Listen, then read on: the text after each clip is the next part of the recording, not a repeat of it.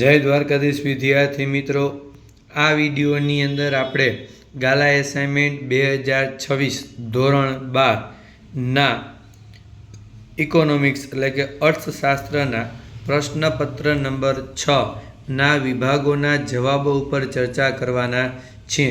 બીજું તમને કહી દઉં મિત્રો કે જો તમે હજુ અમારી ચેનલ સબસ્ક્રાઈબ ન કરી હોય તો સબસ્ક્રાઈબ કરો, વિડીયોને લાઈક કરો અને શેર કરો, જેથી તમે અમારા આવનારા વિડીયો પણ મેળવી શકો. પ્રશ્નપત્ર નંબર 6 અર્થશાસ્ત્ર વિભાગ એ, જેની અંદર કુલ 20 પ્રશ્નો પૂછાય છે. દરેકના 1 ગુણ છે મિત્રો. વિભાગ એની અંદર પહેલો પ્રશ્ન, આંકડાકીય માહિતીને પ્રોસેસ કરવા માટેનો પ્રોગ્રામ. જવાબ આવશે એક્સેલ શીટ. બીજું, શાના દ્વારા આંકડાકીય માહિતીને સચોટ માપ પ્રમાણે ચિત્રમાં દર્શાવાય. જવાબ આવશે એક્સેલ શીટ. ત્રીજું, કયો ખ્યાલ ગુણાત્મક છે. જવાબ આવશે આર્થિક વિકાસ. ચોથું, આર્થિક વિકાસનો નિર્દેશક નથી. જવાબ આવશે NSI. પાંચમું, ચોખા આપીને કાપડ મેળવવાની વ્યવસ્થા, એને કહેવાય સાટા પ્રથા. છઠ્ઠું, વેપારી બેંકના કયા ખાતામાં વ્યાજ મળતું નથી. જવાબ આવશે ચાલુ ખાતામાં. સાતમું, RBIનું રાષ્ટ્રીયકરણ 1949માં.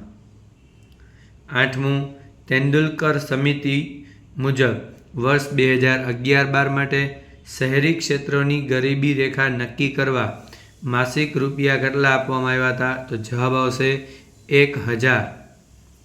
નવમું, ખાલી જગ્યામાં નરેગા મંજૂર કરવામાં આવી. જવાબ આવશે 2005. દસમું, ભગવતી સમિતિ કઈ સમસ્યાના અભ્યાસ માટે છે. જવાબ આવશે બેરોજગારી. 11, કોઈપણ વ્યક્તિ માત્ર ત્યારે જ બેકાર કહેવાય છે કે જ્યારે તેની કામ કરવાની ઈચ્છા હોવા છતાં કામ મળતું નથી. એવું કોણે કીધું હતું? પ્રોફેસર પિગુએ. 12મું, ભારતમાં વસ્તી ગણતરી દર કેટલા વર્ષે થાય છે. જવાબ આવશે 10. 13, ઉપાય વસ્તી નિયંત્રણનો નથી. તો જવાબ આવશે શિક્ષણનું સ્તર. 14, સ્વતંત્ર પ્રાપ્તિ પછી ભારતની રાષ્ટ્રીય આવકમાં કૃષિ ક્ષેત્રનો ફાળો ખાલી જગ્યા. જવાબ આવશે ઘટે છે. 15, લેણદેણની તુલામાં કેટલા પ્રકાર છે. જવાબ આવશે 2. 16, નાણાકીય વર્ષ 2014-15માં ભારતની આયાત ને નિકાસમાં સૌથી વધુ ટકાવારી હિસ્સો કયા પ્રદેશનો છે. જવાબ આવશે એશિયાનો. 17, ભારતમાં વિશિષ્ટ આર્થિક વિસ્તારનો અમલ ક્યારથી થયો. 2000થી. 18, કયો ઉદ્યોગ ગૃહ ઉદ્યોગ નથી. જવાબ આવશે કલાત્મક ચીજ વસ્તુઓ. 19, નર્મદા નદી ઉપર બંધ બાંધવાથી થતું વસ્તુનું સ્થળાંતરણ કેવું હોય છે. જવાબ આવશે વિકાસલક્ષી. 20, ખાદ્ય જંગલ મોડેલમાં તુવેરના કેટલા છોડનું વાવેતર છે. જવાબ આવશે 640. ઓકે મિત્રો, આ ચર્ચા કરી વિભાગ એના જવાબ ઉપર. હવે આપણે ચર્ચા કરશું વિભાગ બીના જવાબ ઉપર. એ પહેલાં તમને કહી દઉં મિત્રો કે જો તમને વિભાગ સી, ડી અને ઈના જવાબો જોતા હોય તો તમે અમને વોટ્સઅપ નંબર 8160343439 ઉપર હાઈ કરીને મેસેજ કરો. અમે તમને એની PDF આપશું, જેના માટે મિત્રો માત્ર 51 રૂપિયા ચાર્જ રાખેલ છે, જેમાં તમને પ્રશ્નપત્ર 2, 3, 4, 5 અને 6 એના જવાબોની PDF આપવામાં આવશે. બીજું, તમે હજી અમારી ચેનલ જો સબસ્ક્રાઈબ ન કરી હોય તો સબસ્ક્રાઈબ કરો, વિડીયોને લાઈક કરો અને શેર કરો, જેથી તમે અમારા આવનારા વિડીયો પણ મેળવી શકો. વિભાગ બી એની અંદર 21મો પ્રશ્ન છે, NSSO તેમજ CMIFનું પૂર્ણ નામ. તો NSSO એટલે નેશનલ સેમ્પલ સર્વે ઓર્ગેનાઇઝેશન. CMIEનું full form centre for monitoring Indian economic. 22. આર્થિક વૃદ્ધિ એટલે રાષ્ટ્રીય આવકનો વૃદ્ધિ દર. આવી વ્યાખ્યા રજૂ કરનાર અર્થશાસ્ત્રી કોણ હતા? જવાબ આવશે હેન્સન. 23. 1962 પછી કુલ થાપણના કેટલા ટકા CRR રાખવાનું RBIએ નક્કી કર્યું? શા માટે?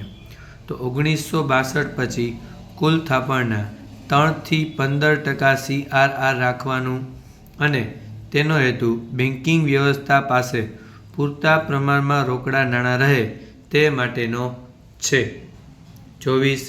શિડ્યુલ્ડ બેંક કોને કહેવાય? તેમાં કઈ બેંકનો સમાવેશ થાય છે? તો બેન્કિંગના કાર્યો કરતી જે કંપનીઓ રિઝર્વ બેંક ઓફ ઇન્ડિયાના 1934ના કાયદાની બીજી અનુસૂચિમાં આવતી હોય તેને શિડ્યુલ્ડ બેંક કહે છે. તેમાં વેપારી બેંક અને સહકારી બેંકનો સમાવેશ થાય છે. 25. નિરપેક્ષ ગરીબી કોને કહેવાય? તે બીજા કયા નામે ઓળખાય છે? તો ગરીબી રેખાથી ઓછી આવક કે ખર્ચ ધરાવતો વર્ગ નિરપેક્ષ ગરીબ કહેવાય. તેને સંપૂર્ણ ગરીબી તરીકે ઓળખવામાં આવે છે. 26. પ્રધાનમંત્રી કૃષિ સિંચાઈ યોજના ક્યારથી શરૂ કરવામાં આવી? તેમાં કયું સૂત્ર આપવામાં આવ્યું? તો 1 જુલાઈ 2025થી શરૂ કરાણી અને એનું સૂત્ર હતું હર ખેત કો પાણી. 27. રોકડિયા પાક એટલે શું? તેના ઉદાહરણ આપો. તો જે પાકનું ઉત્પાદન મુખ્યત્વે આવક પ્રાપ્તિ માટે થતું હોય તેવા પાકને રોકડિયા પાક કહે છે. દાખલા તરીકે મગફળી, તલ, અરંડા, અળસી, શેરડી, કપાસ, રબર અને શણ. 28. ભારતમાં રૂપિયાનું મૂલ્ય ક્યારે વધે અને ક્યારે ઘટે છે તેની શી અસર થાય છે? તો ભારત માટે હુંડિયામણના દર ઘટે તો રૂપિયાનું મૂલ્ય વધે. પરિણામે આયાત વધે અને નિકાસ ઘટે. ભારત માટે હુંડિયામણનો દર વધે તો રૂપિયાનું મૂલ્ય ઓછું થાય, આયાત ઘટે અને નિકાસ વધે છે. 29. ગૃહ ઉદ્યોગ એટલે શું? તેના 2 ઉદાહરણ આપો. વીજળી યંત્રોના ઉપયોગ વિના સાદા ઓજારો વડે નહિવત મૂડીરોકાણથી કુટુંબના સભ્યો દ્વારા ચાલતા ઉદ્યોગને ગૃહ ઉદ્યોગ કહે છે. દાખલા તરીકે ખાદી, ખાખરા, પાપડ વગેરે. 30. 10 પળની અર્કમાં પાંદડાની ચટણી બનાવવા શેનો ઉપયોગ ટાળવો જોઈએ? જવાબ આવશે યાંત્રિક સાધનોનો. ઓકે મિત્રો, આ ચર્ચા કરી પ્રશ્નપત્ર નંબર 6ના વિભાગ A અને Bના જવાબ ઉપર. એ જ રીતે જો તમને વિભાગ C, D, E અને જવાબો જોતા હોય તો તમે અમને વોટ્સઅપ નંબર 8160343439 હાઈ કરીને મેસેજ કરો.